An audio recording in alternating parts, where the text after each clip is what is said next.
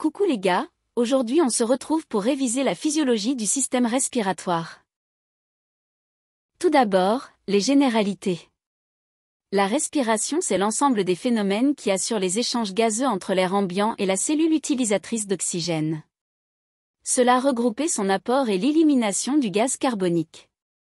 Ce phénomène est assuré par la mécanique ventilatoire. Le poumon a 8 fonctions. La respiration qui est sa fonction principale. La phonation. La défense de l'organisme en effet, il a une surface de contact énorme entre le milieu intérieur et extérieur et il comporte du mucus. C'est un filtre circulatoire. Et un réservoir sanguin pour le remplissage cardiaque. Il participe à la thermorégulation. Et à la balance hydrique et a donc pour rôle l'homéostasie. Ensuite, les premières structures, voies aériennes supérieures. Elles comportent les fosses nasales. Sur la cloison médiane s'insèrent les cornets, inférieurs, moyens, supérieurs. Leur forme permet d'étendre la surface de contact entre l'air inspiré et la muqueuse. Ce qui permet de réchauffer, humidifier, filtrer l'air inspiré. C'est une caisse de résonance pour la fonction vocale. Permet l'olfaction. La résistance à l'écoulement de l'air. Puis nous avons le pharynx qui est une zone de fragilité. Il peut facilement se collaber car il est composé de muqueuses et de muscles. On distinguera le nasopharynx, l'oropharynx et le laryngopharynx. Il permet la protection, avec les amygdales et les végétations. L'audition par sa communication avec les trompes d'Eustache au niveau de l'oreille moyenne. Pour finir, on a le larynx qui est cartilagineux avec le cartilage thyroïde, cricoïde, aryténoïde plus ossioïde. La protection des VAI par l'épiglotte. La fonction phonatoire par les cordes vocales. Elle s'ouvre à l'inspiration et se rapproche à la phonation. Ensuite, nous avons la deuxième structure, ce sont les voies aériennes inférieures avec la zone de conduction. Elle se situe en dessous des cordes vocales.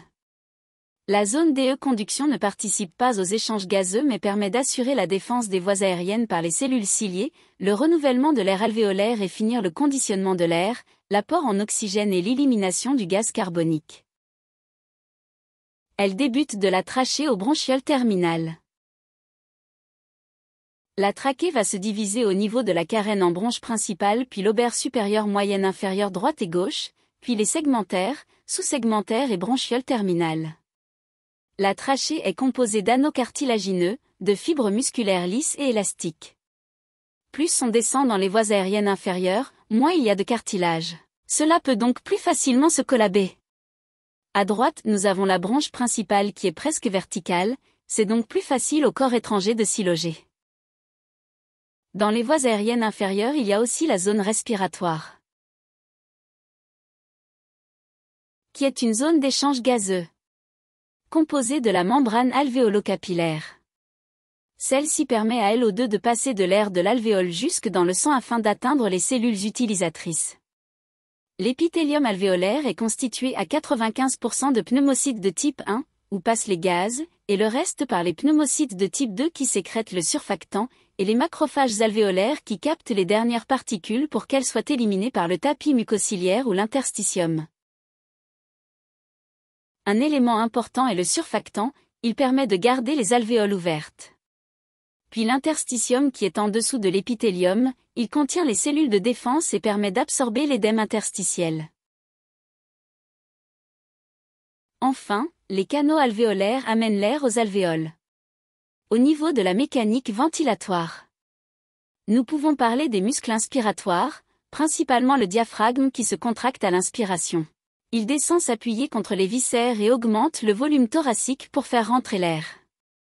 Pour les muscles inspiratoires accessoires qu'on utilise souvent à cause d'une pathologie ou leurs gros efforts, on peut retrouver les intercostaux externes qui stabilisent la partie supérieure, les scomes, et les scalènes où on devra faire attention chez nos patients aux signes de tirage. Le diaphragme, c'est deux hémicoupoles innervés par le nerf phrénique droit et gauche, C3, C4, C5, majoritairement C4. Il est le principal muscle respiratoire étant donné qu'il est toujours actif et permet de séparer les viscères thoraciques des viscères abdominales. Pour les muscles expiratoires, il faut savoir que l'expiration est passive mais on peut utiliser les intercostaux internes, abdominaux.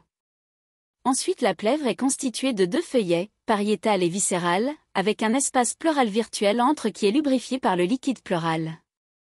Cela permet l'adhérence des plèvres et leur glissement lors de la respiration. Elle a toujours une pression négative pour que le poumon et les alvéoles suivent le mouvement de la cage thoracique, c'est son effet ventouse. De là on peut parler des volumes pulmonaires. Tout d'abord on a 2 types de volumes. Les mobilisables, qui se mesurent à la bouche. Avec le volume courant qui correspond à l'air rentrant à chaque inspi. Le volume DE réserve inspiratoire quand on inspire au maximum. Enfin le volume DE réserve expiratoire quand on vide au maximum les poumons. Le deuxième type de volume sont les non mobilisables, qui sont impossibles à mesurer à la bouche. Avec le volume résiduel qui reste au fond des alvéoles après expiration maximale. Si on additionne les volumes, on se retrouve avec des capacités. On a la capacité vitale qui est égale au volume courant plus volume de réserve expiratoire plus volume de réserve inspiratoire, donc tous les volumes mobilisables. Ensuite la capacité résiduelle fonctionnelle qui est égale au volume résiduel plus le volume résiduel expiratoire. Cela correspond à la quantité qui reste après une expiration normale. Capacité pulmonaire totale qui est l'addition de la capacité vitale et du volume résiduel. Cela correspond cette fois-ci à ce qui reste à la fin d'une inspiration profonde. Faisons un petit rappel sur la circulation pulmonaire. D'abord, les gaz, oxygène et gaz carbonique, sont transportés par la circulation sanguine sous l'influence du gradient de pression. La circulation pulmonaire commence par le regroupement des veines caves, inférieures et supérieures, dans l'oreillette droite pour aller dans le ventricule droit. Celui-ci va éjecter le sang veineux dans l'artère pulmonaire qui va s'acheminer par les artérioles pulmonaires pour rejoindre le réseau de capillaires qui entoure les alvéoles. Au niveau des alvéoles, le sang veineux va se réoxygéner et éliminer le gaz carbonique et déchets. Le sang va donc se charger en oxygène dans le poumon. Il se redraine ensuite dans les veines pulmonaires qui rejoignent l'oreillette gauche puis le ventricule gauche. Le ventricule gauche va ensuite expulser le sang par l'aorte pour aller oxygéner tout l'organisme. On peut en conclure que l'oxygène va des poumons jusqu'aux tissus du corps en passant par le cœur alors que le gaz carbonique va des tissus du corps aux poumons. Pour finir, nous parlerons du contrôle ventilatoire. En effet, il faut savoir que la respiration est régulée par le tronc cérébral. Il permet donc de maintenir la gazométrie stable. Encore une fois, on parle d'homéostasie. Cela se fait grâce à des chémorécepteurs. Il y en a 2 types. Les chémorécepteurs périphériques situés au niveau de la crosse de l'aorte et du bulbe carotidien qui transmettent la quantité d'oxygène du sang artériel. C'est un système de secours. Et les chémorécepteurs centraux situés à proximité du centre de régulation ventilatoire, c'est-à-dire du tronc cérébral. Ils sont sensibles à la variation du gaz carbonique. Ils sont donc responsables de la plus grande partie de la régulation.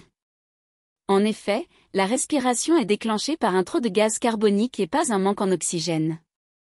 Quand nous avons trop de gaz carbonique, les nerfs phréniques transmettent les informations au diaphragme qui augmente la ventilation minute. Et inversement lorsque nous avons peu de gaz carbonique. Pour finir, on peut faire un lien avec une pathologie bien connue auquel on est confronté. Chez les patients atteints de BPCO, leurs chémorécepteurs sont atteints, la respiration se déclenche lorsqu'il y a un peu d'oxygène. C'est pour cela qu'on ne veut pas que la saturation soit trop haute, 92%. En effet, si trop d'oxygène, il ne respire plus. Et voilà. La physiologie du système respiratoire, c'est finito pipo. Gros bisous.